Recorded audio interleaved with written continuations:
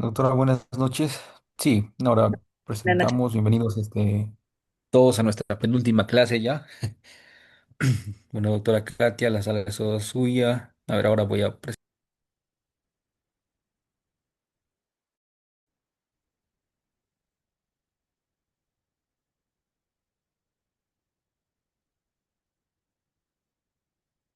Bueno, ante todo, muy buenas noches. Estamos empezando la semana. Para mí ha sido una semana ajetreada. Hoy me ha tocado hacer visita a obra y esto me ha movido un poquito el calendario. Así que les voy a pedir que el receso que tenemos normalmente a la mitad de la clase lo pasemos para el final porque coincide un poco con la hora en la que tengo que abordar mi vuelo de regreso a Lima. Así que vamos a empezar sin mayor dilación la sesión del día de hoy para que no se pierda tiempo y en caso falten algunos minutos los recuperamos en la siguiente clase. Les agradezco muchísimo la comprensión por este detalle. Dicho eso, vamos a pasar a la sesión del día de hoy que nos trae un tema muy interesante y que compete tanto al contratista como a la entidad y es la solución de controversias en el marco de la Ley General de Contrataciones Públicas. Solución de controversias que se da no solamente en la fase de ejecución contractual, sino también en la fase de actos preparatorios. Una pequeña, un pequeño recordatorio y un paréntesis acá. En actuaciones preparatorias no hay solución de controversias. Es decir, ningún postor puede impugnar decisiones de la administración pública durante las actuaciones preparatorias. ¿Y esto por qué? Porque esto es neta responsabilidad de los servidores y funcionarios públicos. Sí hay medidas de control, sí hay acciones que se pueden realizar con los funcionarios respecto al cumplimiento de sus obligaciones en la fase de actuaciones preparatorias, pero no le compete al proveedor hacer uso de medios impugnatorios en esta etapa.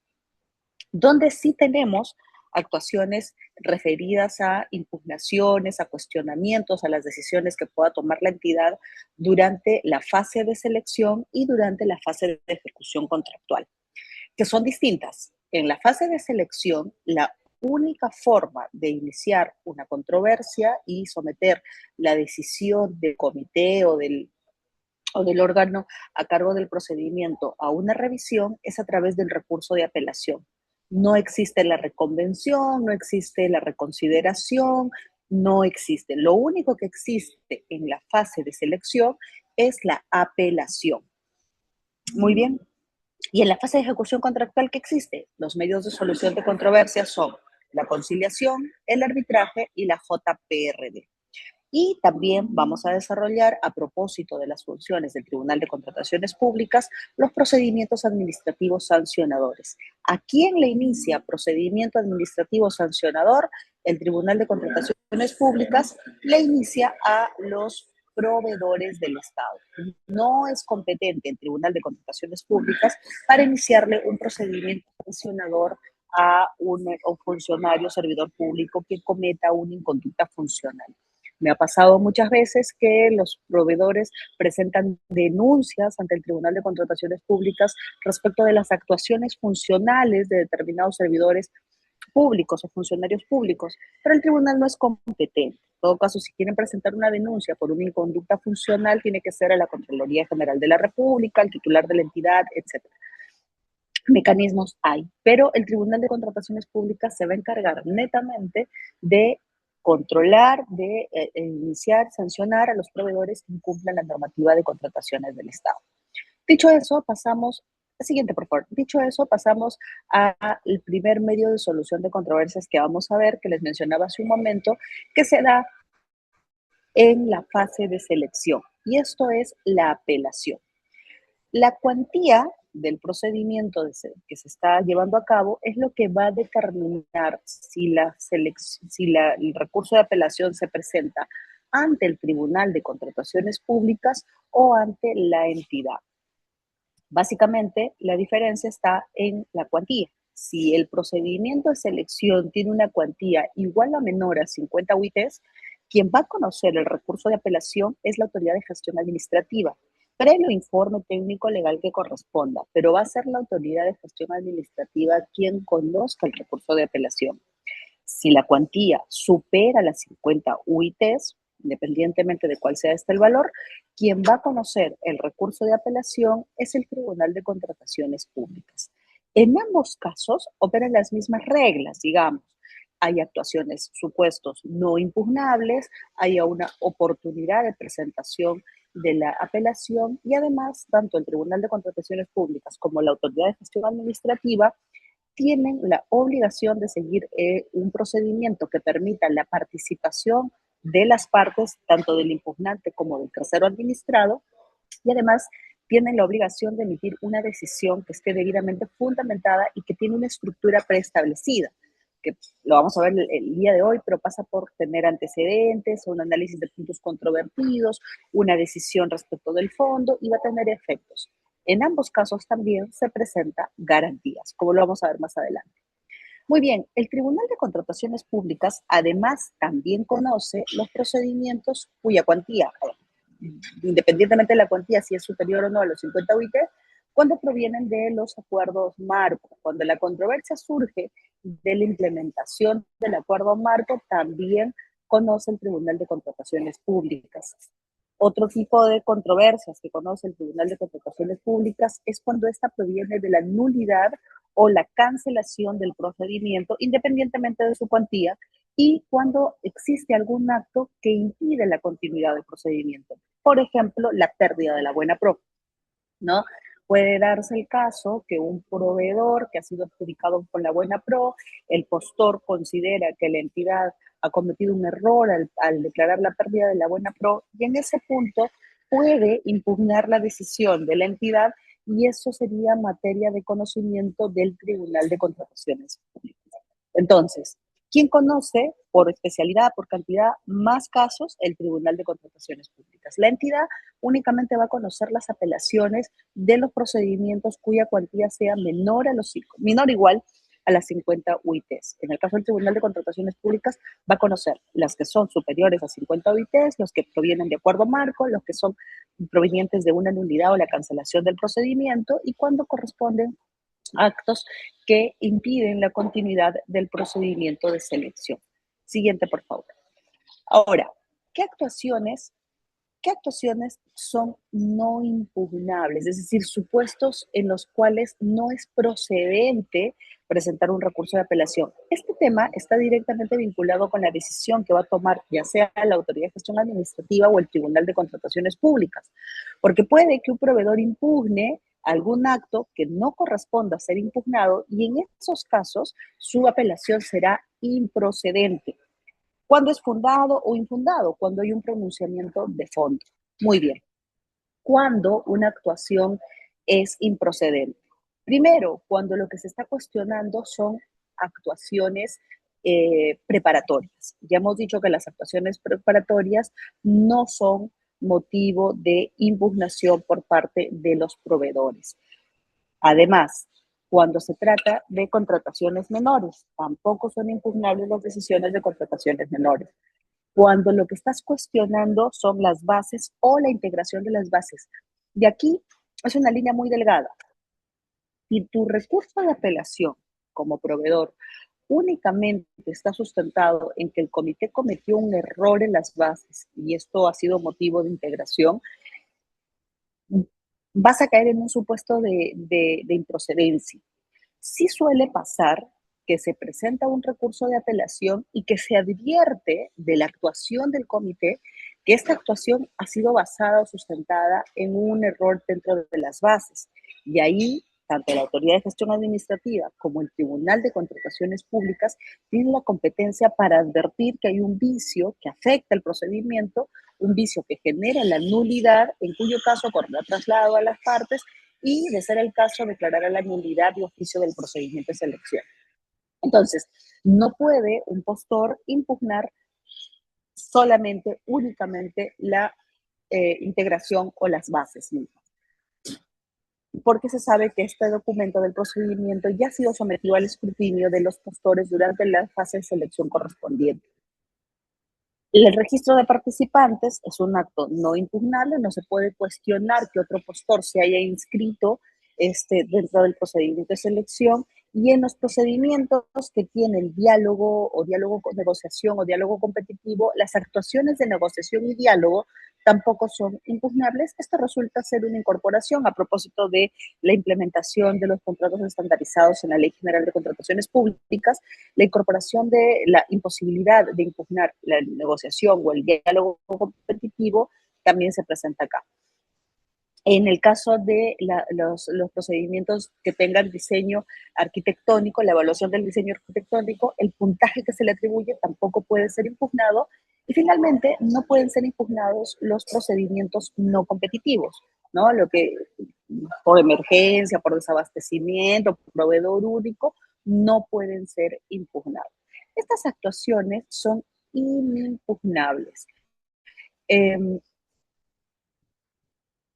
Sí, es importante señalar que en todos los casos de no impugnabilidad de los actos, será la autoridad de gestión administrativa, en el caso de la entidad, o el Tribunal de Contrataciones Públicas, quienes analicen dentro del cuerpo de la resolución si el postor está impugnando un acto que no le compete, que no corresponde, que sea impugnado, en cuyo caso declarará improcedente el recurso de apelación. Siguiente, por favor.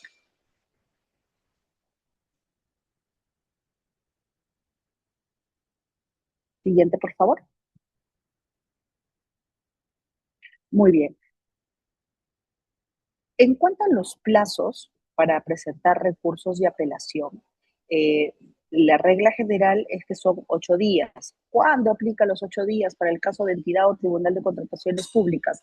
Cuando se esté impugnando concursos públicos, licitaciones públicas, subasta inversa electrónica o aquellas controversias derivadas de acuerdo marco. Esa es la regla, 8 días.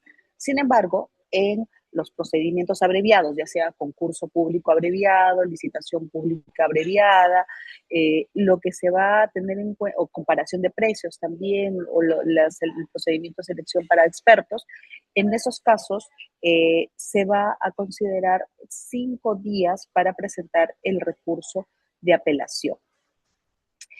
Eh, ¿Desde cuándo se considera el conteo del plazo para presentar apelación? Sabemos que en la etapa en las etapas del procedimiento de selección tenemos una primera etapa que es la evaluación de ofertas.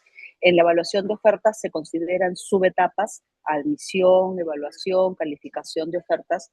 Muy bien, nosotros podemos impugnar una decisión de cualquiera de estas subetapas, incluso del otorgamiento de la buena pro, pero en plazo para presentar recurso de apelación, ya sea ante el Tribunal de Contrataciones Públicas o ante la entidad, va a iniciar a partir de la publicación de la buena pro. Una vez que se publica el otorgamiento de la buena pro, va a comenzar el plazo, ya sea de los 8 o de los 5 días, dependiendo del tipo de procedimiento de selección, para presentar recurso de apelación. O en el caso de las impugnaciones que se dan a actuaciones posteriores al otorgamiento de la buena pro, el plazo va a empezar a correr a partir de que se toma conocimiento del acto. Por ejemplo, si yo quiero impugnar la decisión de declarar la nulidad del procedimiento, la cancelación del procedimiento, la pérdida de la buena pro, estos actos, a partir de que tomo conocimiento como postor, es que tengo derecho a impugnarlos. Y aquí vamos a entrar a una distinción aún más profunda, que es la legitimidad del interés para obrar, que la norma lo señala claramente, indicando que quienes pueden presentar recursos de apelación, ya sea ante la entidad o el tribunal, son aquellas personas legitimadas y que tienen la calidad de postor.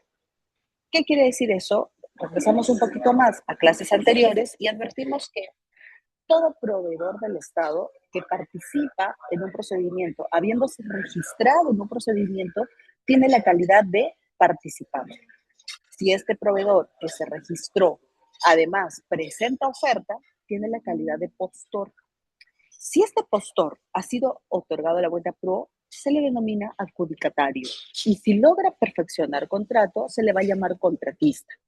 Este cambio de denominaciones es importante porque quienes tienen derecho de presentar recursos de apelación son aquellos que tengan la calidad de postor. Es decir, si yo como proveedor me inscribí, me registré en un procedimiento de selección, pero no presenté oferta, entonces no tengo legitimidad para presentar un recurso de apelación. Si yo, siendo postor, he sido descalificado, mi oferta no ha sido admitida o no he pasado el puntaje de la evaluación y por lo tanto también no he pasado a la siguiente etapa, he perdido mi calidad de postor. ¿Quiere decir que no puedo impugnar? Claro, quiere decir que no se puede impugnar si es que uno ha perdido la calidad de postor.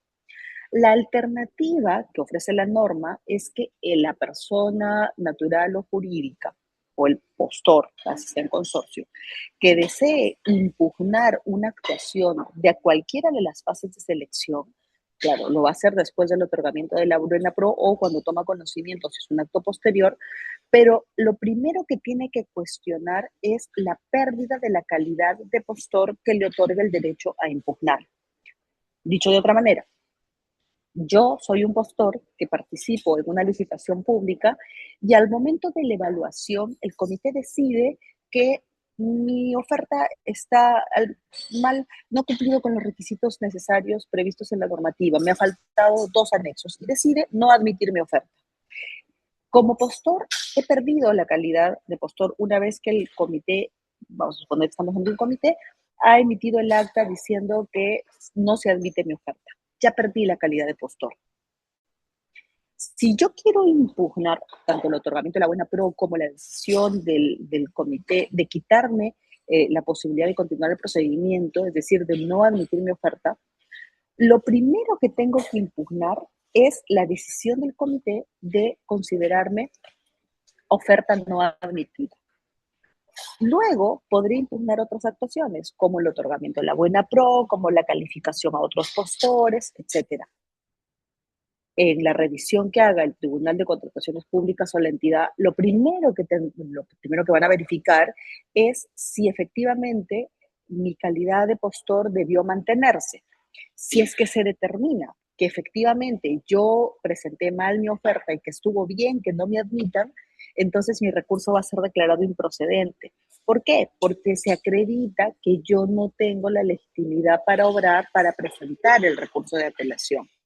Entonces, lo primero que uno tiene que pensar cuando va a presentar un recurso de apelación es si he perdido la calidad de postor, si no han admitido mi oferta, si me han descalificado, tengo que evaluar por qué he perdido esa calidad de postor y cuestionarla, impugnarla. Una vez que el tribunal o la entidad determinan que efectivamente ha sido errada la decisión del comité o del órgano a cargo del procedimiento de quitarme mi calidad de postor, lo segundo que harán con los puntos controvertidos que maneja el tribunal será analizar otros cuestionamientos que yo haya realizado respecto del procedimiento de selección, como por ejemplo podría ser el otorgamiento de la buena pro a otro postor o la calificación de ofertas a otros postores. Esto no ocurre cuando el postor no pierde su calidad de tal, sino que simplemente queda pues en el segundo lugar y considera que el primer lugar ha sido mal calificado, entonces presenta recurso de apelación, ya no tiene que acreditar que es postor porque sabe que es postor, está en el acta y esa condición nunca la ha perdido. Entonces ahí es un poco más claro. Pero en los casos en los que el postor ha perdido dicha condición, lo primero que tiene que impugnar es esa decisión del comité. ¿Para qué? Para tener legitimidad al final y que pueda pronunciarse, ya sea el tribunal o la entidad, respecto del fondo de su recurso de apelación. ¿Qué implica como consecuencia, qué implica la presentación de un recurso de apelación? Eso tiene diferentes efectos. Por un lado, va a suspender el procedimiento que continuaba al otorgamiento de la buena pro, es decir, nosotros sabemos que una vez que se adjudica la buena pro, hay un periodo de tiempo en el que esta buena pro queda consentida. Concurso público, licitación pública, subasta inversa electrónica y acuerdo marco, 8 días.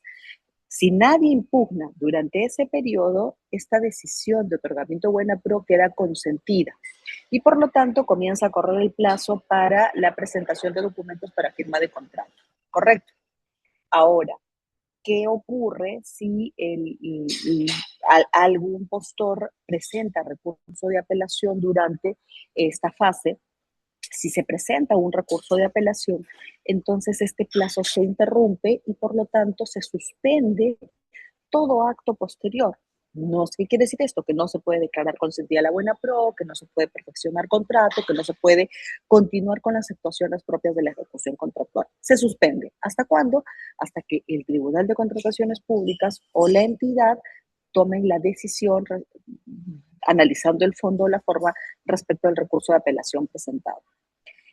Bueno, en el caso de acuerdo marco no se suspende porque solamente respecto de este proveedor y toda esta documentación se entiende notificada a través de la Pladicop. Ahora mismo nosotros solo estamos trabajando con el SEACE, porque la Pladicop todavía eso va a ser un monstruo que abarque muchas plataformas, está SEACE, RNP, el SICAN, notificaciones en ejecución contractual. Es una plataforma muy ambiciosa. Pero por ahora nosotros estamos manejando el CAC nada más y en el CAC sí se publicitan todas las actuaciones propias de la fase de selección. Entonces, cuando tenemos, darse el caso que se presenta un recurso de apelación, esto sí figura y es registrado a través del CAC, se puede verificar en el toma razón de tribunal correspondiente al procedimiento de selección en el que estamos presentando el recurso. Muy bien. Siguiente, por favor.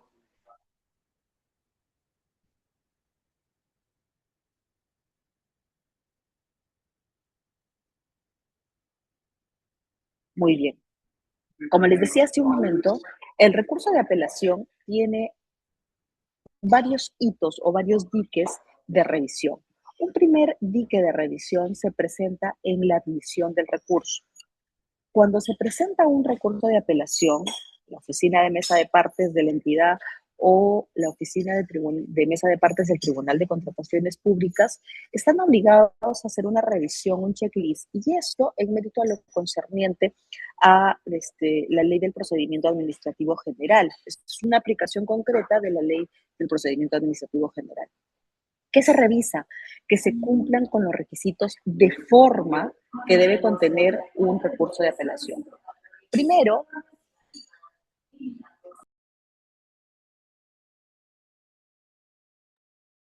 disculpen, hay un poco de ruido.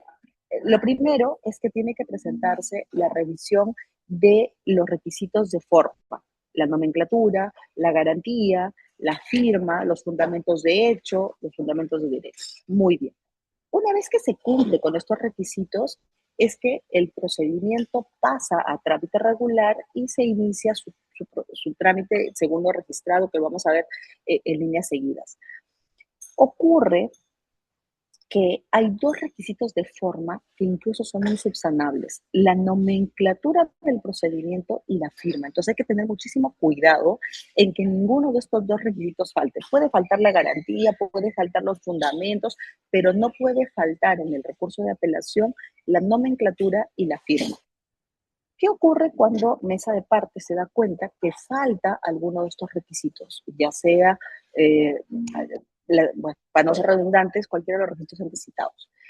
La obligación de mesa de partes es informarle al impugnante que su recurso de apelación está observado y darle 2 días para que subsane esa observación.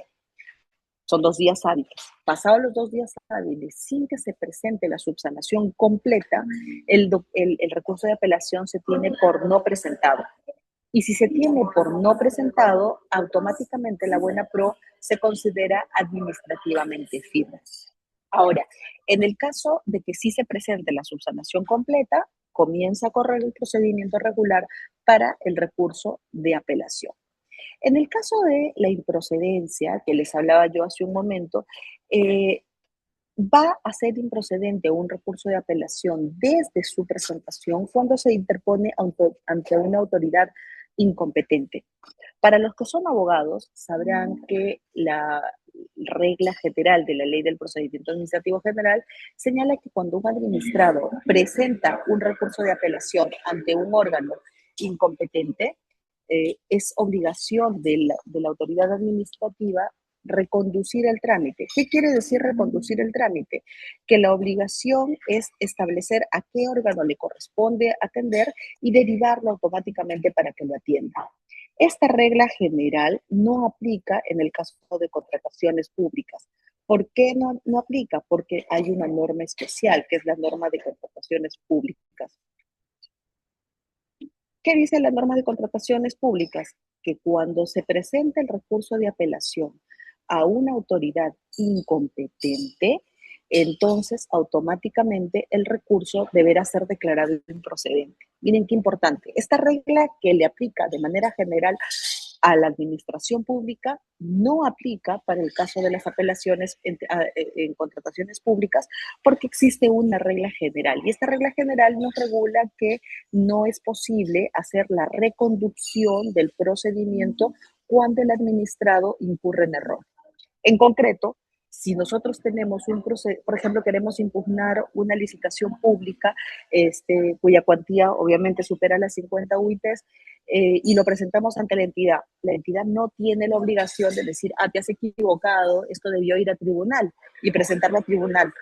En el mismo sentido, si es que se presenta un recurso de apelación al tribunal y correspondía que por cuantía lo conozca una entidad, la entidad convocante, la entidad contratante, el tribunal no tiene la obligación de reconducir y decir, ah, no, está mal, no lo conozco yo, lo debe conocer la entidad. Si uno presenta su recurso de apelación ante una autoridad incompetente, pues lo que va a generar es la improcedencia de su recurso de apelación. Tampoco procede, es improcedente las apelaciones que se presenten contra actos no impugnables. Y hace un momento hablábamos cuáles eran estos actos no impugnables. El registro de participantes, la integración de bases o las propias bases, las actuaciones preparatorias. Si uno presenta un recurso de apelación contra esos actos, automáticamente nuestro recurso se convierte en improcedente. Extemporáneo cuando lo presentamos fuera del plazo previsto en la normativa para el caso concreto. Por ejemplo, estamos ante un concurso público abreviado, ante una licitación pública abreviada y lo presentamos en el día 7, improcedente. ¿Por qué? Porque para este tipo de procedimientos de selección, el recurso de apelación se presenta en 5 días. Entonces, este recurso devendrá en improcedente por extemporáneo.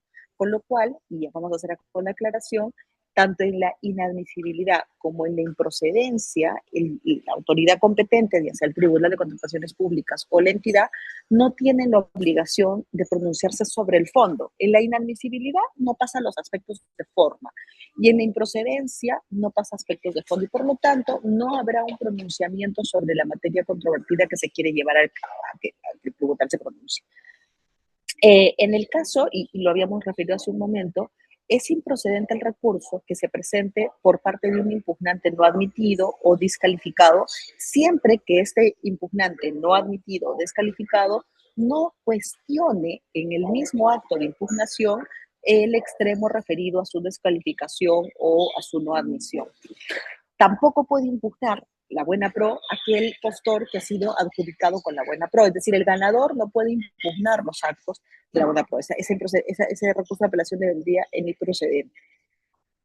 Y cuando no exista conexión lógica entre lo que se solicita y los fundamentos que se presentan, lo que implica una falta de conexión lógica entre el petitorio y los fundamentos. Y esto es un reflejo de lo que regula la Ley de Procedimiento Administrativo General. Y hablando del interés para obrar y la legitimidad procesal, nos vamos a referir, estos son términos un poco jurídicos para los que no son abogados, pero nos vamos a referir a que quienes tienen interés para obrar, aquellos que tienen calidad de postores, aquellos que han participado del procedimiento de selección, que tienen una expectativa de éxito. Entonces, en esos casos se va a declarar improcedente el recurso de apelación. Siguiente, por favor.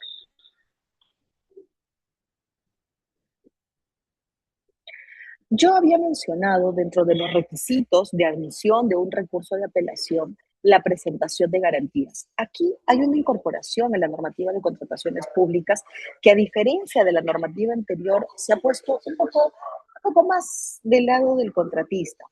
Ocurría que muchos postores tenían serios cuestionamientos a las decisiones de los órganos encargados del procedimiento, pero no presentaban recurso de apelación por lo cuantioso que resultaba la garantía a presentar, porque además el riesgo es alto.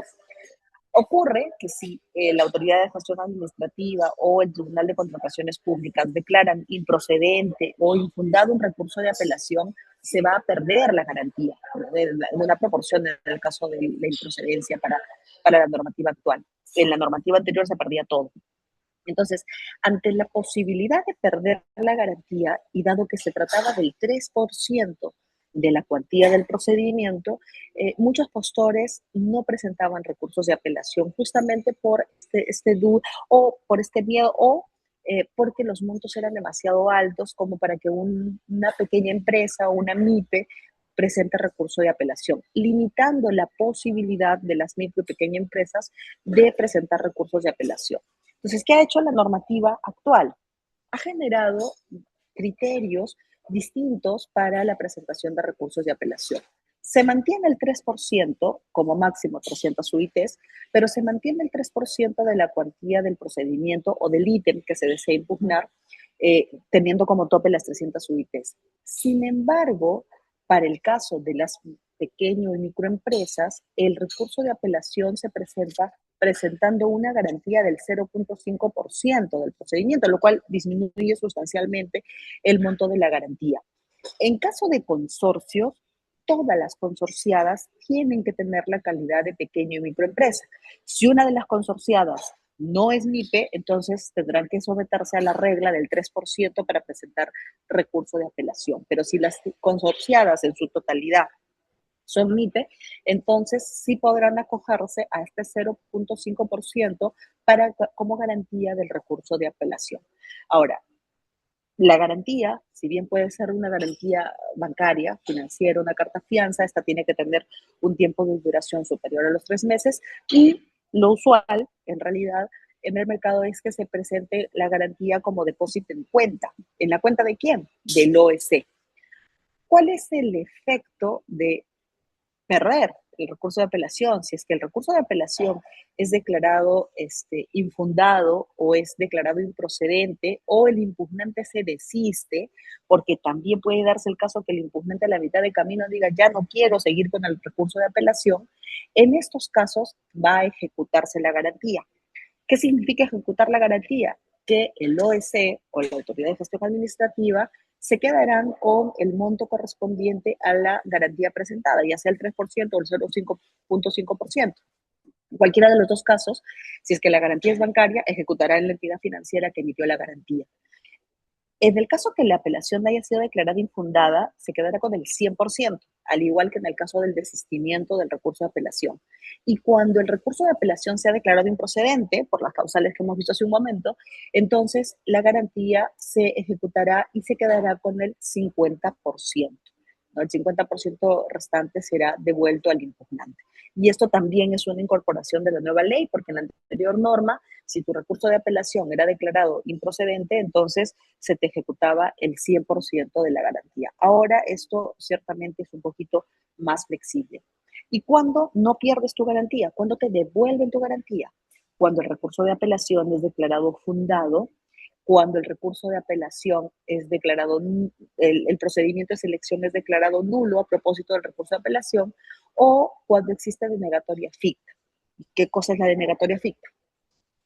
Ocurre que la administración, en este caso el Tribunal de Contrataciones Públicas o la entidad contratante, convocante, que tiene a cargo la revisión del recurso de apelación, tienen la obligación de emitir pronunciamiento en un plazo determinado. Ahora vamos a ver el procedimiento, 5 días en el caso del Tribunal de Contrataciones Públicas. ¿Qué pasa si no emiten pronunciamiento dentro del plazo previsto? Se entiende que la entidad ha denegado tu pedido, es decir, lo ha rechazado. Tú debes entender que ha denegado tu pedido. Pero esta denegatoria de tu pedido, como se trata de una inacción de la administración pública, no puede generar mayores efectos negativos que los que implicaría que te denieguen el recurso de apelación. Por lo tanto, en este caso, se te devuelve la garantía. ¿Qué quiere decir? Que si yo presento mi recurso de apelación al Tribunal de Contrataciones Públicas y luego del procedimiento correspondiente, en el plazo que debe pronunciarse, el tribunal no emite pronunciamiento, me tienen que devolver mi garantía, independientemente de entenderse por denegada mi petición, porque hay una denegatoria de hecho. Eso significa la denegatoria, que te han rechazado el pedido de hecho. Ahora, si esto ocurre a nivel entidad, en realidad, valgan verdades, ante el Tribunal de Contrataciones Públicas no he visto casos en los que el tribunal se exceda en su plazo de emitir pronunciamiento. Siempre lo hacen, aunque sea a las 11:59, pero publican la resolución de decisión del tribunal en el recurso de apelación. A nivel entidades, a veces sí se pasan del plazo y entonces, aunque declaren fundado, infundado, no pueden ejecutar la garantía porque se han excedido en el plazo. Entonces, eso es importante para que los proveedores lo sepan. Eh, Cuando declaran nulo, ¿por qué? Porque advierten, y esto era lo que les comentaba hace un momento, podría darse el caso que existan algunas deficiencias en las bases integradas o en la actuación del órgano competente del procedimiento, que evidencien que se ha quebrantado la normativa de contrataciones del Estado y se ha incurrido en un vicio insubsanable, porque la regla general en los procedimientos de la administración pública es conservar los actos, pero ocurre que a veces los actos no pueden ser conservados porque los vicios son demasiado grandes y son insubsanables. Entonces, cuando han afectado principios, cuando contravienen la ley, por ejemplo. Entonces, cuando el órgano competente para conocer el recurso de apelación advierte que existe un vicio de nulidad, independientemente del recurso presentado por el impugnante, y verifica pues que efectivamente hay un vicio de nulidad, tiene que seguir un procedimiento. Sí, tiene que correr traslado a quien se pudiera haber afectado con la decisión de nulidad, y luego de la absolución que se haga, pues, tiene que correr el traslado para que haga una absolución en el plazo de 5 días. Luego de esa absolución que haga, tendrá que emitir pronunciamiento. Si declara la nulidad del procedimiento, tampoco podrá ejecutarse la garantía. Entonces, ¿cuándo se corre el riesgo de que se ejecute la garantía? Cuando se declara improcedente, se pierde el 50%, o cuando se declara infundado o se desiste del recurso de apelación. Siguiente, por favor.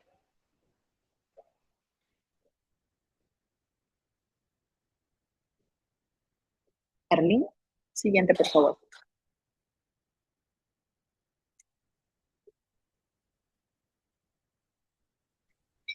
Una consulta, Katia, y en el caso de que haya una controversia en el sentido de que el coordinador tenga una posición y la supervisión tenga otra, ¿qué se aplica ahí? ¿Qué Ah, acciones toma la entidad? mira, esa controversia, si el coordinador tiene una posición y la supervisión tiene otra, tú me estás hablando de ejecución contractual.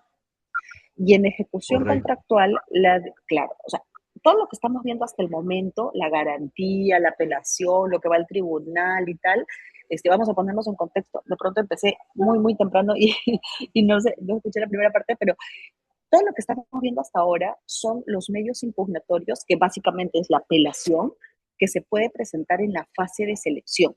Nosotros recordamos que hay 3 fases de contrataciones. La fase de actuaciones preparatorias, que los actos de la fase de actuaciones preparatorias son inimpugnables, ningún postor puede presentar apelación por esos actos. Luego la fase de selección, cuyas actuaciones sí son impugnables. ¿Qué se impugna? Las decisiones del órgano encargado del procedimiento hasta el otorgamiento de la buena pro y los actos posteriores al otorgamiento de la buena pro que impiden la continuidad del procedimiento, como la nulidad, la pérdida de la buena pro, la cancelación, etcétera. Entonces, estos son los actos que uno puede impugnar en la fase de selección y todos los actos de las etapas del procedimiento, que se cuenta a partir del otorgamiento de la buena pro. Y luego, en la fase de ejecución contractual, cambia la forma de solucionar controversias. Recordemos que el contrato lo suscribe contratista-entidad. Si bien hay muchos contratos, por ejemplo los de obra y algunos de servicios, que tienen la supervisión de un tercero, acordémonos que este tercero tiene vínculo entidad tercero, o entidad supervisor, para ser más exactos. Entonces, cuando surgen controversias entidad contratista, porque el supervisor tiene una opinión distinta, porque hay una discrepancia, la controversia siempre va a ser entidad contratista. Y la forma de solucionar estas controversias, entidad contratista, es mediante conciliación, arbitraje o JPRD, dependiendo el objeto de la contratación. Conciliación y arbitraje en todos los procedimientos y en todos los tipos de contratos sin importar el objeto contractual. Y en el caso de JPRD, en los contratos de obra que cuenten con JPRD de manera voluntaria u obligatoria, que ya lo vamos a ver en la siguiente sesión. Entonces, si tú me dices, oye, yo hay una controversia que yo como contratista tengo con la entidad porque la supervisión está opinando una cosa y el coordinador otra, y de pronto esto tiene un impacto, por ejemplo, en una ampliación de plazo, en una aplicación de penalidad, en la liquidación del contrato, qué sé yo. Entonces, esa controversia que surge entidad contratista puede ser discutida, si es que sobra, en JPRD, si cuenta con JPRD, o si no, en una conciliación o en un arbitraje. Ahora, sí les hago una aclaración. La opinión de la supervisión no es prueba tasada. La entidad siempre será la que tome la decisión. Por ejemplo, en una ampliación de plazo, el contratista solicita una ampliación de plazo, la supervisión dice que no está de acuerdo o sí está de acuerdo, pero no en los 30 días que ha solicitado el contratista, sino solo en 5. La que toma la decisión finalmente es la entidad, que puede denegar, que puede dar el plazo recomendado, que puede dar más plazo, que puede dar menos plazo. La decisión es de la entidad. Y por lo tanto, la controversia va a surgir contratista-entidad. Y la forma de solucionarlo, cuando existe, JPRD, y si no, conciliación o arbitraje. Que lo vamos a ver de todas maneras en la siguiente sesión. Te agradezco la pregunta. No sé si la absolví al menos en parte. No, no, sí, ahora, lo que pasa es que en el tipo de las garantías en la que estás hablando es netamente en la fase de selección, pero ¿qué Exacto. garantías No estamos aplicas? hablando Porque de garantía. finalmente, Perdón, perdón. pero ¿qué tipo de garantías aplicas? Porque finalmente no hay nada todavía contractual, o sea, no hay un vínculo, o sea, ¿sobre qué le Ah, ya. impugnarías? O Vamos a sea, explicar un poquito más esto. Me claro. parece perfecta tu pregunta porque creo que aclara muchas dudas que podemos tener en este momento. Durante la fase de selección, el postor que no está de acuerdo con las decisiones del comité o con las decisiones del órgano encargado del procedimiento, pues el jurado, la DEC, qué sé yo, cuando como postor no estás de acuerdo, la norma dice que tienes que presentar recurso de apelación acompañado de una garantía. ¿Puedes ir un poquito más atrás, por favor, Erling, unas 2 diapositivas atrás? Esta presentación de garantía va a ser un requisito de admisibilidad. Creo que Erling no lo ubico. Esta presentación de garantía va a ser un requisito de admisibilidad del recurso de apelación. Y se presenta, la garantía tiene 2 formas. Primero, como un depósito en cuenta que se le hace a la cuenta del OEC, porque quien conoce los recursos de apelación en fase de selección es el Tribunal de Contrataciones Públicas, cuando el procedimiento supera las 50 UITs o cuando se trata de un acto que impide la continuidad del procedimiento. Entonces, a quien el proveedor, el postor, en concreto, el postor que presenta recurso de apelación va a presentar su garantía al órgano que va a conocer el recurso de apelación, que podría ser el Tribunal de Contrataciones Públicas con un depósito en cuenta o con una garantía financiera que dure más de 3 meses, pero lo general, para serte honesta, es depósito en cuenta del OEC, o podría presentar su garantía a la entidad contratante. Y obviamente quien va a conocer en decisión final va a ser la autoridad de gestión administrativa. Entonces, cuando hablamos de garantías en la fase de selección para el recurso de apelación, es una garantía que no puede superar las 300 UITs, que si no eres remipe corresponde al 3% de la cuantía de la contratación, y si todos los impugnantes, o sea, si es un consorcio o si es que el impugnante es remipe, va a ser del 0.5 del monto del procedimiento, de la cuantía del procedimiento. Entonces, cuando hablamos aquí de garantía, no estamos hablando de la garantía de cumplimiento, no, no, no, no. Estamos hablando de una garantía para el recurso de apelación. No estamos hablando de fase de selección, solamente está, perdón, de fase de ejecución contractual. Solo estamos hablando de fase de selección. No sé si aclaré un poquito la duda.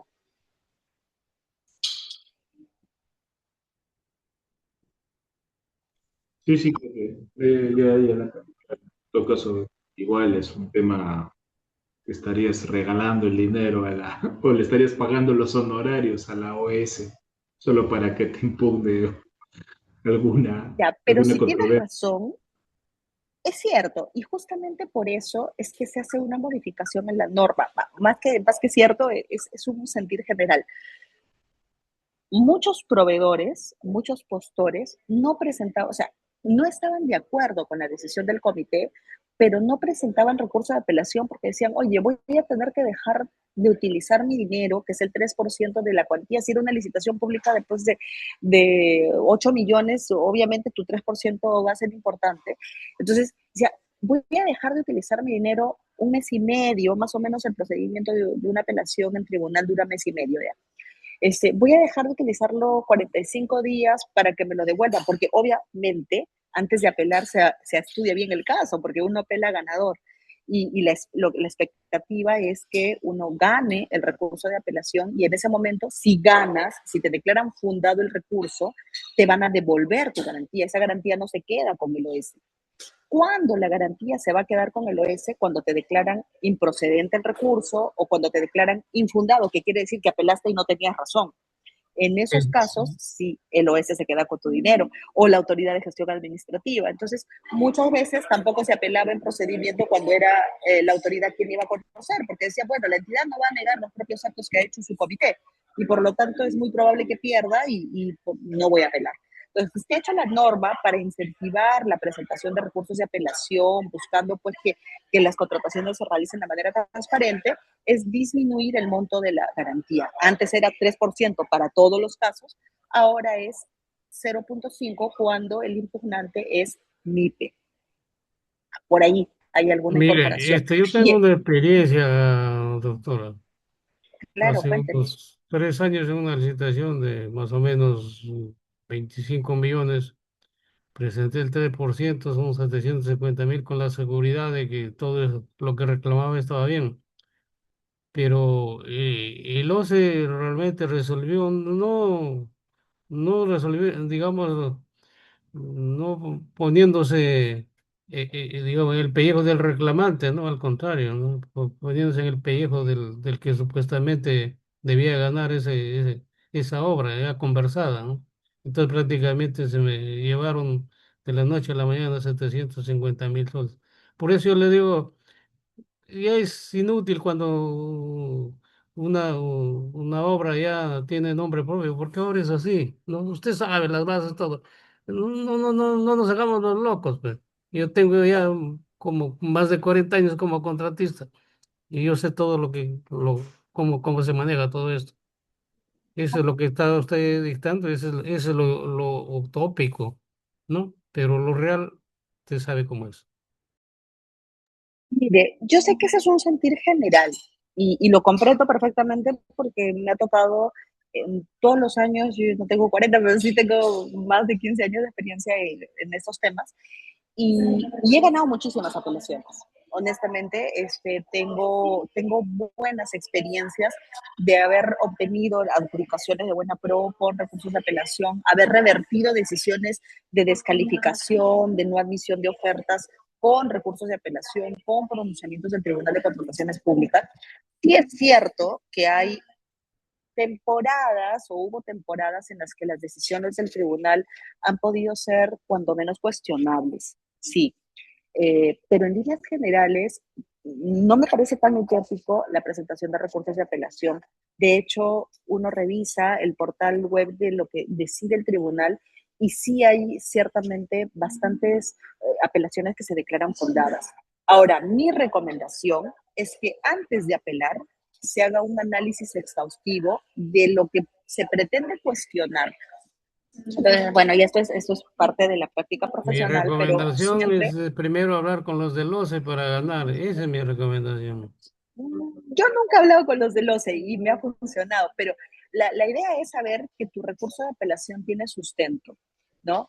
Y en caso no resultase y te declaran improcedente o infundado tu recurso de apelación, recordemos que esto agota la etapa administrativa y puede irse uno al contencioso administrativo.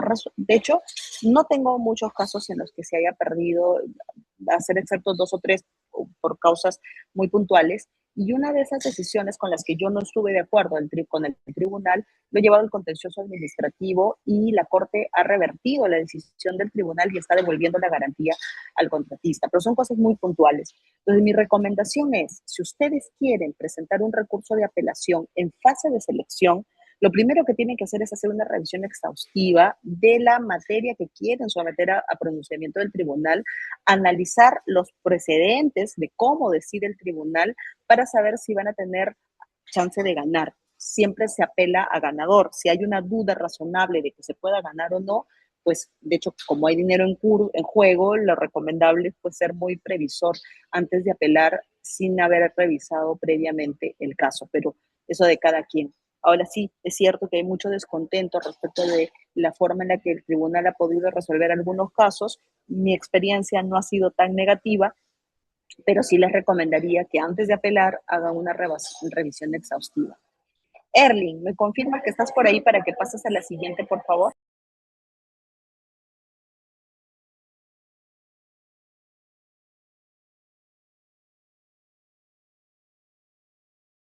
Creo que hemos perdido a Erling. Voy a ver si le puedo timbrar, porque tengo muy mala señal y a veces no puedo.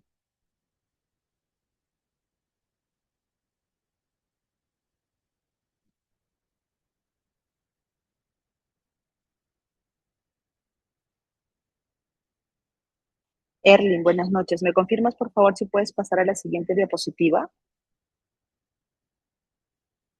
Hola.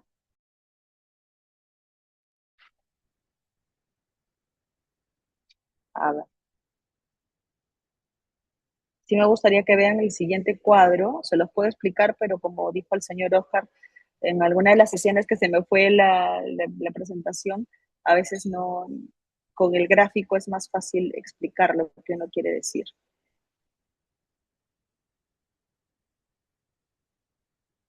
A ver, voy a tratar de comunicarme con Erling.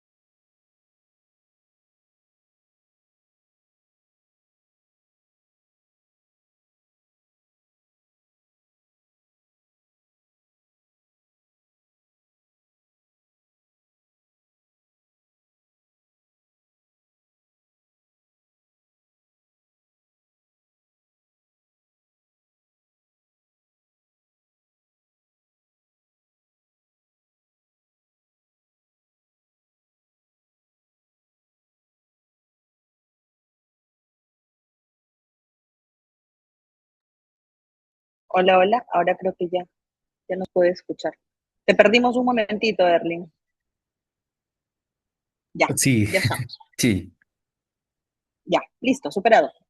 Entonces, este es el gráfico de lo que vendría a ser un recurso de apelación ante el Tribunal de Contrataciones Públicas. Van a ver que existen algunas diferencias con el procedimiento que se sigue ante la entidad contratante. Primero, como es lógico, está la presentación del recurso de apelación, de ser el caso la subsanación que se produce si es que no se ha presentado alguno de los requisitos de forma que habíamos dicho que tiene que presentarse, firma, eso no se subsana, nomenclatura no se subsana, eso si no lo presentas te van a rechazar, pero la garantía, los fundamentos o cualquier otro medio probatorio, lo puedes recuperar después, te declararán observado y si no lo subsanas, no presentado. Pero si presentas tu recurso de apelación, a partir de la presentación del recurso de apelación que figura en el toma razón, en el caso de las apelaciones que van al tribunal, en el propio se hace, uno tiene que entrar al procedimiento de selección, va a acciones y en acciones aparece una lupita y un cuadernito. Ahí puedes verificar primero el informe técnico legal que tiene que emitir la entidad y el procedimiento, las acciones que se han derivado del recurso de apelación. Entonces, lo primero que uno va a verificar es que el Tribunal de Contrataciones Públicas emite un decreto haciendo dos cosas. Antes, primero admitía y después programaba audiencia. Ahora lo hace todo en un solo acto. Traslada a los terceros que se sientan con interés, lo que se llama tercero administrado, para que exprese lo que corresponde a su derecho. ¿Quién vendría a ser el tercero administrado? Si yo gané la buena pro y otro postor impugna, yo voy a ser el tercero administrado porque yo me voy a ver afectado con la decisión que tome el tribunal respecto al recurso de apelación. Entonces, este primer acto, el Tribunal de Contrataciones Públicas va a emitir un decreto trasladando a los terceros que sientan que pueden verse afectados con la decisión, también trasladará a la entidad y programará audiencia en este primer acto. La entidad contratante tiene 3 días para absolver traslado cualquier tercero y la entidad para emitir un informe técnico legal. En ese transcurso suele coincidir, porque la norma sí lo establece, que de 3 a 5 días se tiene que programar la audiencia de uso de la palabra. Esa audiencia se le concede 10 minutos a cada parte para que expongan sus fundamentos, el tribunal puede hacer preguntas y sobre la base de eso se hace una réplica o una dúplica y con eso ya no hay más actuaciones oralizadas. Con o sin la audiencia, lo que corresponde es que el expediente se declare listo para resolver en un plazo máximo de 10 días. Puede pasar que el tribunal, a propósito de los recursos de la absolución presentada y considerando lo que se diga en la audiencia única, requiera a terceros, a la entidad, al propio impugnante, información adicional. En estos casos, pues, se ampliará el plazo para tenerse el expediente listo para resolver. Y una vez que el expediente está listo para resolver, esto se traslada.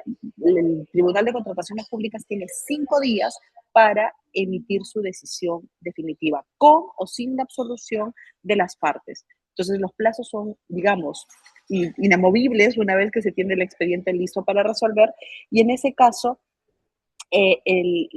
la decisión del Tribunal de Contrataciones Públicas se emite como máximo dentro de los 5 días de que el expediente se tiene listo para resolver. Esta decisión del Tribunal de Contrataciones Públicas agota la vía administrativa, lo que quiere decir que administrativamente ya no es impugnable y que la única forma de cuestionar la decisión del tribunal es ante la vía judicial, con lo largo que puede resultar este proceso, pero es la única forma de impugnar las decisiones del Tribunal de Contrataciones Públicas. Siguiente, por favor.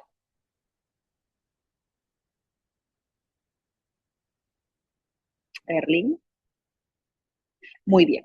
En el caso del recurso de apelación ante la entidad contratante, todo nace nuevamente con la presentación del recurso de apelación, si es que corresponde con la subsanación del recurso de apelación. Al día siguiente se va a trasladar a los terceros con interés, ya no a la entidad, porque la entidad ya es la que conoce el recurso de apelación, pero sí se va a trasladar a los terceros que tengan interés en el recurso de apelación, lo que sientan que hay interés, y con o sin la absolución del tercero se puede programar hasta dentro de 3 días el uso de la palabra. Con o sin la absolución del uso de la palabra, la entidad emitirá informe técnico legal, luego de lo cual el expediente se encuentra listo para resolver y la entidad, a través de la autoridad de gestión administrativa, previo informe técnico legal, emitirá su decisión final respecto al recurso de apelación. Recordemos, ¿qué recursos de apelación conoce la entidad? Únicamente los recursos de apelación interpuestos en procedimientos cuya cuantía sea menor o igual a 50 UITs. Si supera las 50 UITs, si se trata de acuerdo marcos, se trata de actuaciones correspondientes a la imposibilidad de continuar con el procedimiento, entonces será el Tribunal de Contrataciones Públicas quien conozca. Este procedimiento, digamos, que aplica para menores o iguales a 50 UITs. La decisión de la entidad, al igual que la del Tribunal de Contrataciones Públicas, agota la vía administrativa. Siguiente, por favor. ¿Qué es lo que debe contener la decisión del Tribunal de Contrataciones Públicas o de la entidad contratante? La norma señala una estructura básica que debe tener toda decisión del tribunal o de la entidad. Primero, tiene que estar basada en los antecedentes, los hechos, lo que ha ocurrido, cuando se convocó, qué actuaciones se han realizado por parte de la entidad, qué se puede verificar del que hace. Todos los antecedentes que dan lugar a la controversia. ¿Qué ha decidido el comité? ¿A quién admitieron? ¿A quién no admitieron? ¿A quién adjudicaron la buena pro? Etcétera. Todos son antecedentes. Luego sigue la verificación de la procedencia. Ahí analizan si es que lo que se impugna es un acto válido, ¿no? Si es que es un supuesto de improcedencia o no. Ya hemos visto cuáles son los supuestos de improcedencia. Ese análisis también se hace en la resolución que emita el órgano que conoce el recurso de apelación. Y sobre la base de eso se fijan puntos controvertidos. ¿Qué son los puntos controvertidos? Los puntos en los cuales las partes no están de acuerdo. Porque puede que las partes estén de acuerdo en la fecha de convocatoria, en los requisitos, a quién le otorgaron la buena pro. Pero hay un punto de discrepancia en la evaluación, en la actuación del comité, en la actuación de la entidad, etcétera. Entonces, esos puntos en los que las partes no están de acuerdo se conoce como punto controvertido, que el tribunal o la entidad tienen la obligación de definir cuál es el punto controvertido, determinar si estuvo bien o mal admitido el postor, determinar si corresponde el otorgamiento de la buena pro, determinar si la calificación del postor corresponde al puntaje, a la evaluación del postor corresponde al puntaje asignado, qué sé yo.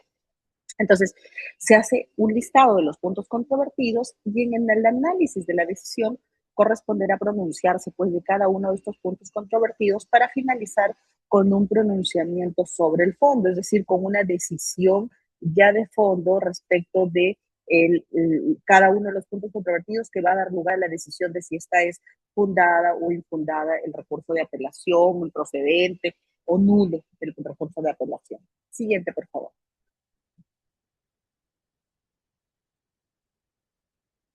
Como le hemos dicho hace un momento, sobre el análisis de fondo del recurso de apelación, una vez que haya sido admitido el recurso, la entidad o el tribunal de contrataciones podrá declarar fundado, infundado o improcedente el recurso. Si es fundado, implica que va a revocar el acto impugnado y que advierte una contravención normativa, porque el impugnante ha tenido razón en cuestionar la decisión y en consecuencia va a devolver la garantía. Y así sea fundado totalmente o fundado en parte, va a corresponder la devolución de la garantía. Si el recurso de apelación es declarado infundado, entonces quiere decir que ha confirmado el acto que se está impugnando porque considera que el comité o el órgano a cargo del procedimiento actuó conforme a derecho y por lo tanto va a ejecutar la garantía. En estos casos, opera lo que se conoce también como una buena prueba administrativamente firme, porque ha sido consentida por la autoridad que conoce el recurso de apelación. Y el tercer supuesto es la improcedencia del recurso, que se da cuando el medio impugnatorio no reúne pues, los requisitos previstos en la norma, como ya lo hemos señalado antes, la competencia, el plazo, la capacidad legal, etc.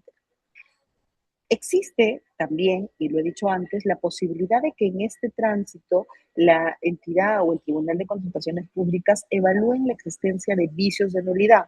Si es que el vicio es subsanable, pues ahí no habrá mayor cosa que hacer, salvo que se determine que el vicio es insubsanable, que afecta el procedimiento, en cuyo caso se podrá declarar la nulidad del procedimiento y retrotraer a la etapa anterior al momento en que ocurrió el vicio. Es decir, si se advierte que el vicio de nulidad está en la admisión de ofertas, se retrotraerá a justamente la etapa anterior a la admisión de ofertas. Si el vicio está, supongamos, en las bases, tendrá que retrotraer al momento anterior, es decir, a la convocatoria.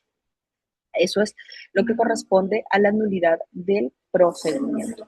Siguiente, por favor.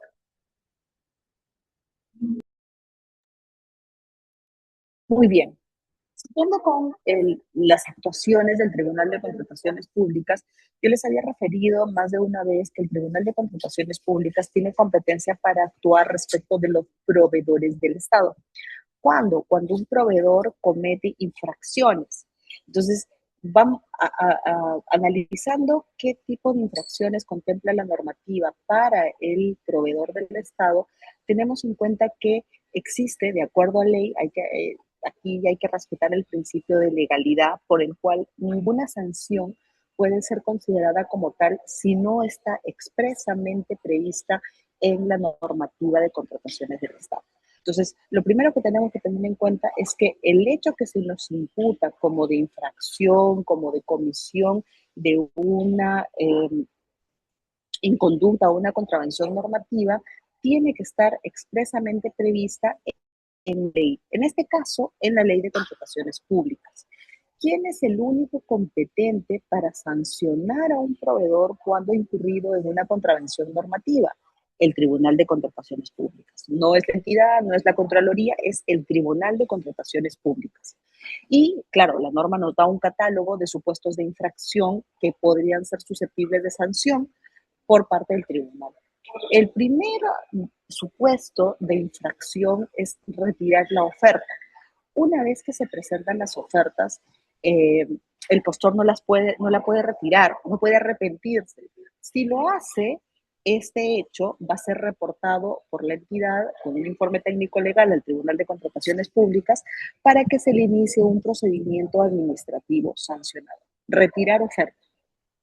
Segundo supuesto de infracción, que no se perfecciona el contrato. Y aquí habría que aclarar algo. En líneas generales, la responsabilidad de los proveedores del Estado sigue siendo objetiva. La norma de contrataciones públicas regula responsabilidad objetiva. ¿Qué quiere decir esto? Si hiciste tal cosa, tu sanción es tal. No importa si tenías o no tenías la culpa. Lo hiciste, tienes sanción. Eso es responsabilidad objetiva. La responsabilidad subjetiva implica si es que tú, al cometer determinado acto, has tenido la culpa, has tenido responsabilidad, si has tenido o no justificación. Entonces, algunos de los supuestos de infracciones del tribunal, que el tribunal sanciona, sí contemplan responsabilidad subjetiva. Por ejemplo, el no perfeccionamiento del contrato. Ese es un supuesto de responsabilidad subjetiva, de los pocos supuestos de responsabilidad subjetiva en el glosario de infracciones de la Ley de Contrataciones del Estado. ¿Por qué? Porque la infracción se comete cuando no se perfecciona el contrato de manera injustificada. ¿Qué quiere decir esto? Que si tengo justificación para no perfeccionar el contrato, ¿no me sanciona? Exactamente. ¿Quién tiene que demostrar que ha tenido una justificación para no perfeccionar el contrato? El contratista, que eventualmente va a ser administrado en un procedimiento administrativo sancionador. También es susceptible de sanción cuando se subcontrata sin autorización.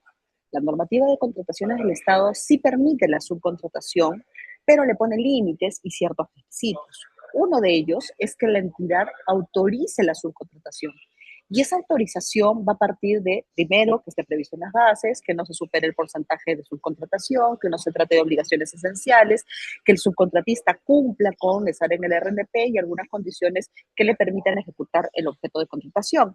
Entonces, si simplemente el contratista decide subcontratar sin pedir la autorización a la entidad, sin ver que cumpla con los requisitos y se logra determinar que ha habido una subcontratación ilegal, esto es susceptible de sanción por parte del Tribunal de Contrataciones Públicas al contratista que subcontrata.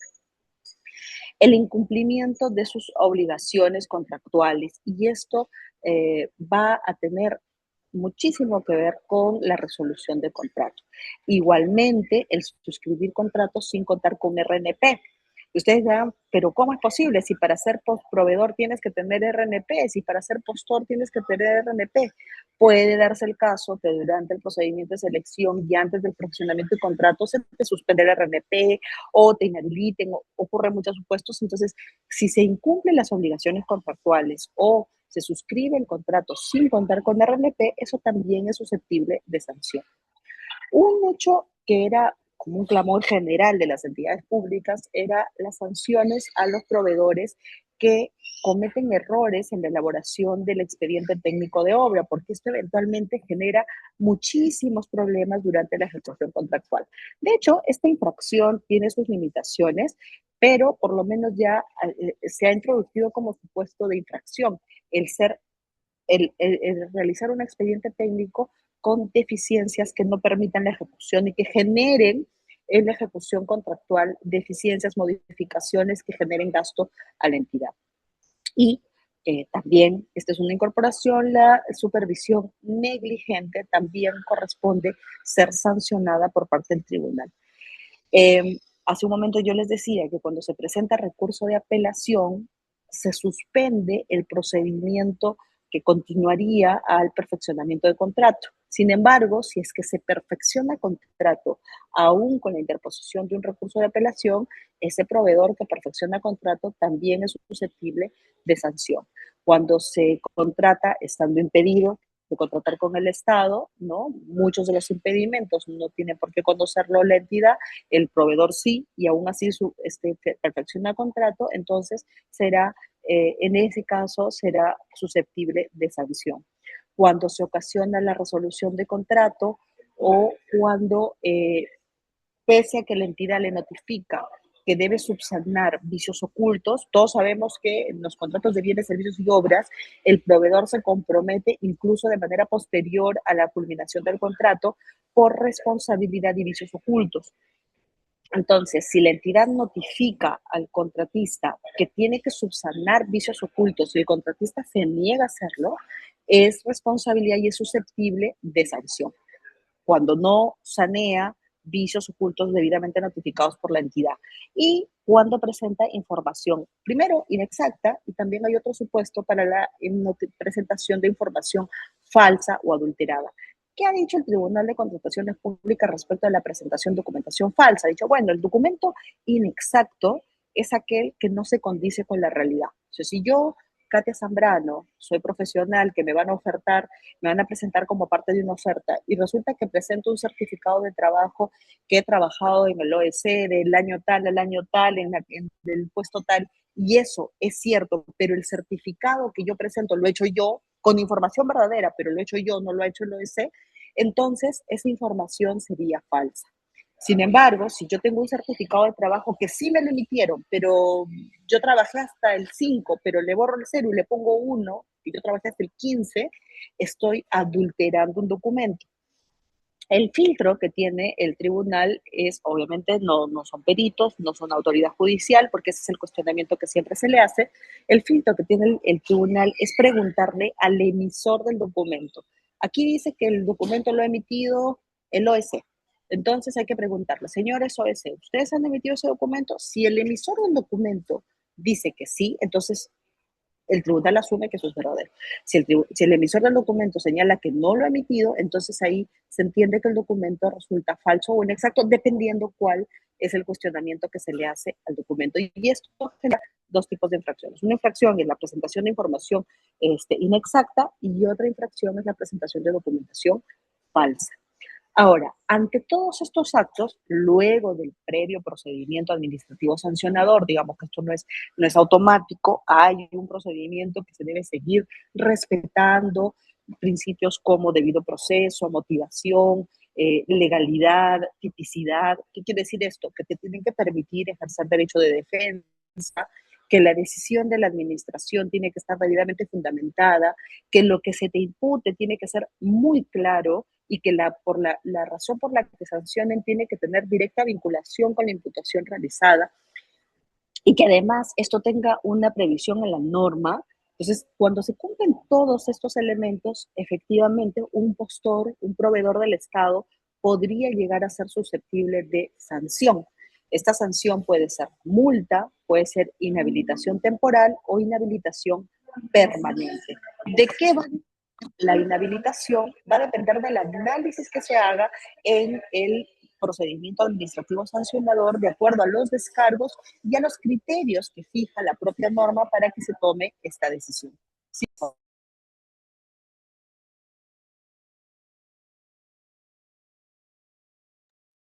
Siguiente.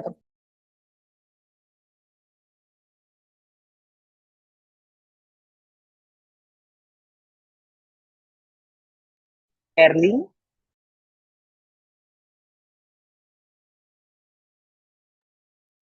gracias. Entonces, como les decía hace un momento, el Tribunal de Contrataciones Públicas puede emitir sanciones, ya sea de multa, ya sea de inhabilitación temporal o ya sea de inhabilitación definitiva.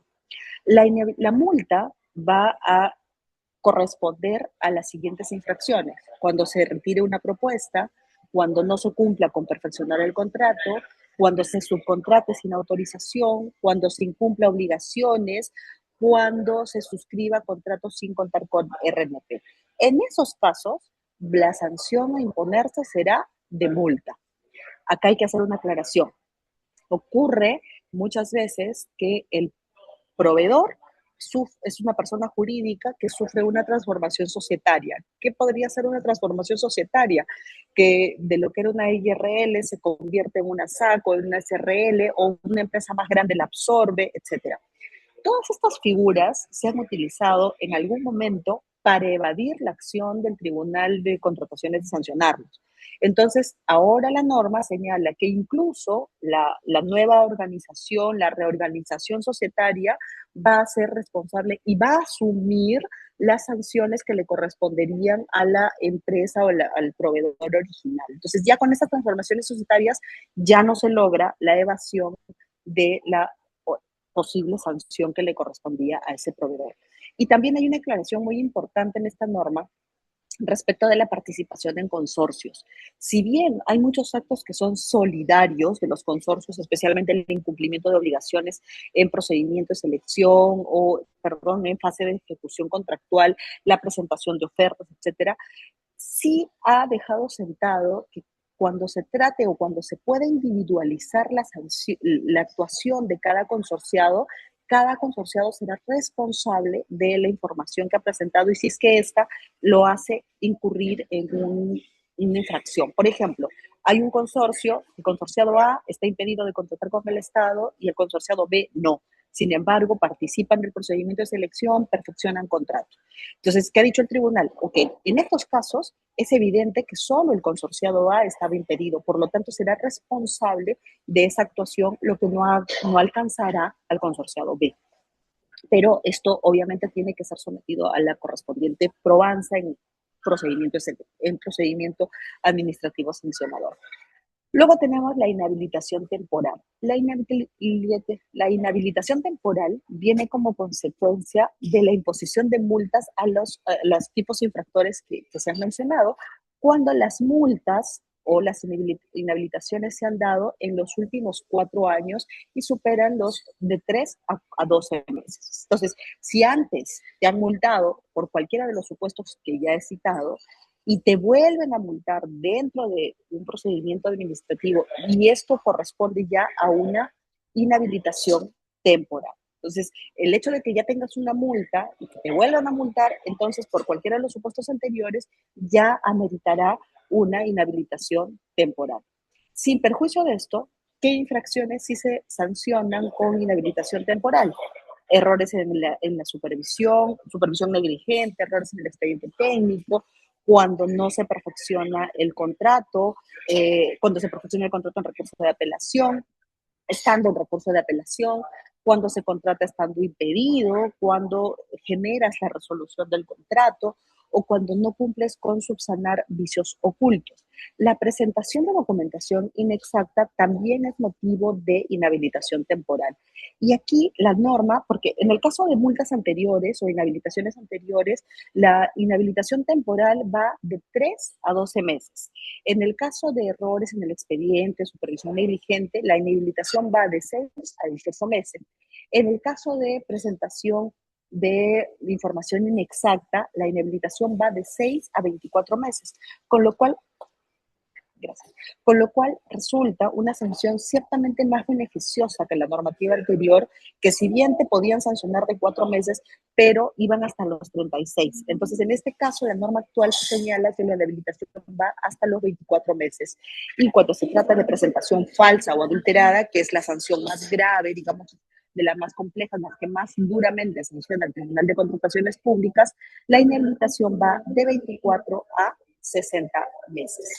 En el caso de la inhabilitación definitiva, el Tribunal de Contrataciones Públicas será competente para sancionar en el caso que ya se haya contado con inhabilitaciones temporales anteriores que superen dentro del periodo de 4 años. Entonces, miren qué peligroso es que te hayan multado, que te hayan inhabilitado temporalmente, porque esto puede generar una inhabilitación definitiva del proveedor.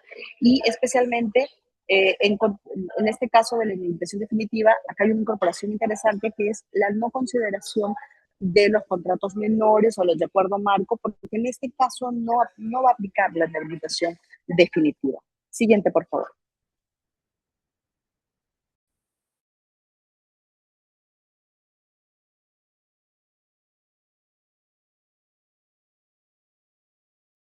Siguiente, por favor.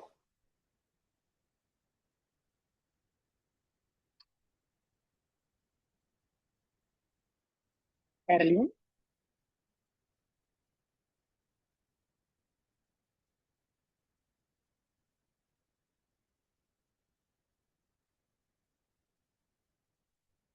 Erling, ¿podrías pasar a la siguiente diapositiva?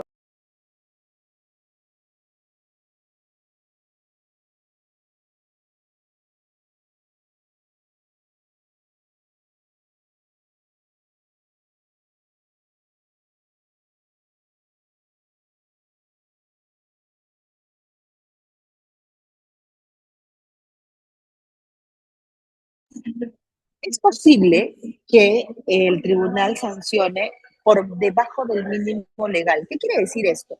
Sabemos, perdón, hay un poco de ruido donde estoy.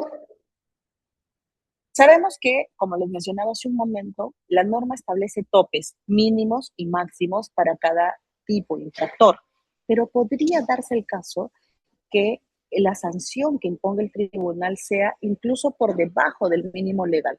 Por ejemplo, en documentación falsa o inexacta, el mínimo es 4 meses o 6 meses. Entonces, en esos casos podría darse que me sancionen incluso por debajo del mínimo legal. ¿Qué tengo que demostrar para que me sancionen por debajo del mínimo legal? Porque de todas maneras van a sancionar, porque la responsabilidad aquí es ciertamente objetiva. Entonces, ¿qué tengo que demostrar? Primero, que el documento no lo he fabricado yo, es decir, que alguien me entregó. Estamos hablando de documentación falsa o inexacta. Que el documento no lo he fabricado yo, sino que alguien me lo ha entregado. ¿No? Supongamos que presento una carta de fianza falsa. Tengo que demostrar que yo no he creado ese documento, sino que se me ha entregado. Siguiente cosa que se tiene que demostrar, que he sido debidamente diligente en mis actuaciones. Y luego tengo que demostrar que he iniciado las acciones legales para determinar la responsabilidad. ¿Qué acciones legales? Normalmente pues es una denuncia ante el Ministerio Público por la generación de documentación falsa o inexacta de quien resulta responsable. Si el proveedor logra demostrar estos tres hechos, entonces podría ser sancionado incluso por debajo del mínimo legal. La información que se presenta, ya sea falsa o inexacta, y la presentación de documentación falsos o adulterados es susceptible de estas sanciones por debajo del mínimo siempre que se acrediten con estos requisitos. Que se demuestre que el documento me fue entregado a mí como proveedor, como postor, que he cumplido con ser diligente en la tramitación del documento porque he implementado aplicación de contrapesos, de verificación posterior, etcétera, y aún así no pude advertir, pero he sido diligente, y que inicié las acciones legales contra los que resulten responsables por la presentación de esta documentación falsa e inexacta. Siguiente, por favor.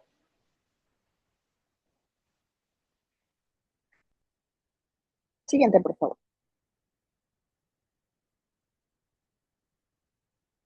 El recurso de apelación contempla, si bien quien emite la decisión final en el procedimiento administrativo sancionador es el Tribunal de Contrataciones Públicas, que no tiene superior jerárquico dentro de la estructura, lo veíamos hace unas clases, dentro de la estructura del OEC es el Tribunal de Contrataciones Públicas, una autoridad, es un colegiado autónomo y no tiene superior jerárquico que tome decisiones sobre lo que resuelve. Entonces, lo único que procede ante una sanción a un proveedor emitida por el Tribunal de Contrataciones Públicas es la presentación del recurso de reconsideración. Para la presentación del recurso de reconsideración se tiene 15 días hábiles desde publicada la resolución de sanción. En ese mismo recurso de apelación puede solicitarse informe oral. Se tiene que presentar una garantía equivalente a una UIT, sin importar si eres MIPI o no, se presenta una garantía de una UIT. Si el recurso de reconsideración es denegado, se ejecuta esa garantía y esto es un poco para desincentivar pues, la presentación de reconsideraciones que no tienen sustento. Y luego el Tribunal de Contrataciones Públicas tiene el plazo de 30 días para decidir si tu reconsideración es fundada o no. Durante este procedimiento de la presentación del recurso y el pronunciamiento que el tribunal debe emitir sobre la reconsideración, se suspende el inicio de la sanción, ¿no? Se difiere el inicio de la sanción durante este periodo de tiempo en que el tribunal se pronuncia o emite pronunciamiento respecto de la medio impugnatorio, porque finalmente es una reconsideración del administrado que ha sido sancionado. Una vez que el tribunal emite decisión sobre la reconsideración, se entiende por agotada la vía administrativa y lo único que queda es la decisión llevarla a impugnación en la vía judicial. ¿Qué llevar la impugnación a la vía judicial? Iniciar un proceso contencioso administrativo ante el Poder Judicial de acuerdo a la competencia. Acuérdense que en la nueva norma de contrataciones públicas ya no son competentes los juzgados especializados, sino de frente esto va a conocimiento de las salas contencioso administrativas y cuando no existan las salas civiles. Siguiente.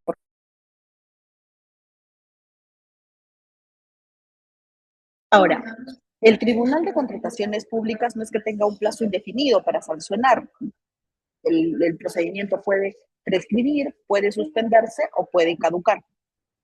En este punto, yo les voy a pedir su comprensión, porque justo como les decía hace un momento, cuando inicié la sesión, sufrí un imprevisto y reprogramaron mi vuelo justo para las 10 de la noche, entonces tengo que abordar un avión y por eso es que voy a suspender la clase. Hemos pasado el break, no hemos tenido break hoy día, y en la siguiente clase recuperaremos los minutos que estamos perdiendo en la sesión del día de hoy. Entonces, les pido mil disculpas, pero ha sido un imprevisto que lamentablemente estoy esperando mi vuelo y creo que ya me toca abordar. Y les pido su comprensión. No hemos tenido break en esta oportunidad, lo hemos pasado para el final. Aún así hay unos minutos que les estoy robando y la siguiente sesión los recuperamos sin falta. Por favor, conéctense a las 8 en punto para poder iniciar la siguiente sesión a las 8 en punto. Les agradezco muchísimo su Está comprensión y nos bien, vemos está el día bien. miércoles. Está bien, todos tenemos problemas, Gracias. doctor. Hasta luego. Gracias, doctora. Buen viaje.